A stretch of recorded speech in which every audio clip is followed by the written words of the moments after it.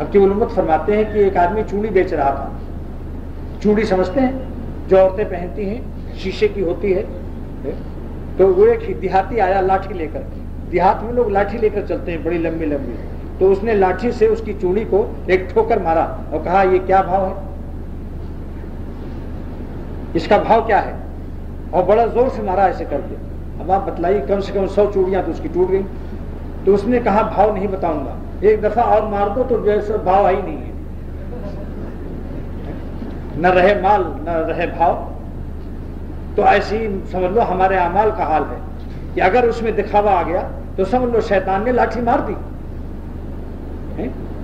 اگر اخلاص نہیں ہے یا بڑائی آ گئی تو سمجھ لو عمل غیر مقبول ہو گیا.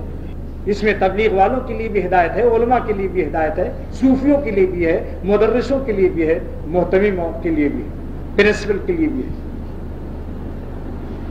اس لیے دوستو اعمال کا کرنا جتنا ضروری ہے, اعمال کا وجود جتنا ضروری ہے, اعمال کا قبول اس سے زیادہ ضروری ہے.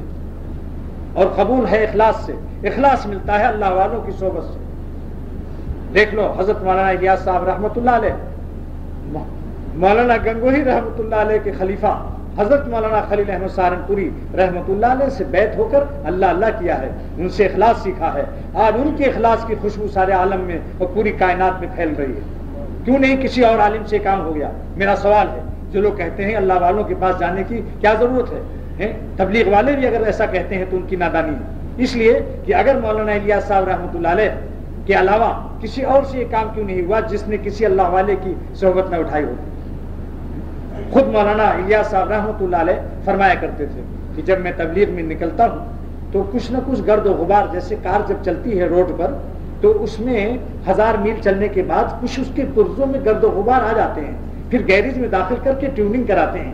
تو خانقاہیں ٹیوننگ ہے دل کے گرد و غبار اور دکھاوا اور بڑائی آنے کی. لہٰذا جب تبلیغ یا کسی دینی کام سے انسان فارغ ہو جائے, بڑے بڑے کام کر کے آئے, تو کچھ دن خانقاہوں میں جائے تاکہ ان کے دل کی جتنی رگوں میں کبر, بڑائی, دکھاوا کچھ آ گیا ہو اس کی ٹیوننگ ہو جائے اور ان کو اخلاص نصیب ہو جائے. حضرت مولانا شاہ ابرار الحق صاحب میرے شیخ نے بہت بڑے تبلیغی اجتماع سے فرمایا کہ دوستو مدرسے سے اور تبلیغ سے علم کا وجود ملتا ہے اور عمل کا وجود ملتا ہے. علم حاصل ہوتا ہے مدرسوں سے اور تبلیغی جماعتوں سے. عمل کا کیا ہوتا ہے؟ علم و عمل کا وجود, اور اللہ والوں کے پاس جا کر اخلاص ملتا ہے جس سے عمل کا قبول ملتا ہے. تو عمل کا وجود بھی ضروری ہے, عمل کا قبول بھی ضروری ہے.